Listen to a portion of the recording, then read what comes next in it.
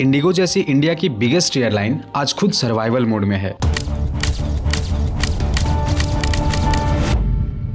पिछले कुछ दिनों से इंडिगो की हजारों फ्लाइट्स कैंसिल हो चुकी है। हजारों पैसेंजर्स की जर्नी, शेड्यूल्स और इंपॉर्टेंट इवेंट्स डिस्टर्ब हो गए हैं।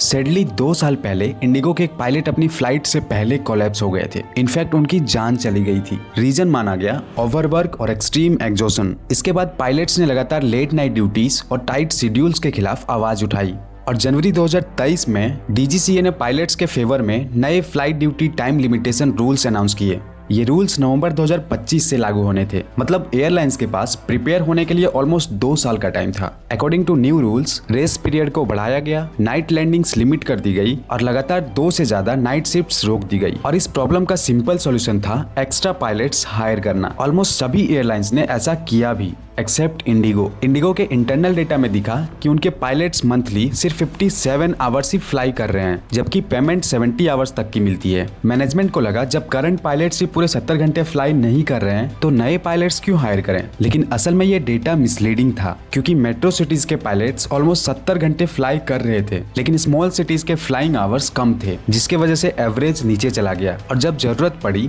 तो पायलट्स कम पड़ गए। ऊपर से इंडिगो का बिजनेस मॉडल भी प्रॉब्लम बन गया। इंडिगो बाकी फ्लाइट से ज्यादा रेड आई यानी नाइट फ्लाइट्स ऑपरेट करती है, तो जब नए रूल्स ने नाइट ड्यूटीज को लिमिट किया तो पूरा सिस्टम कोलैप्स हो गया।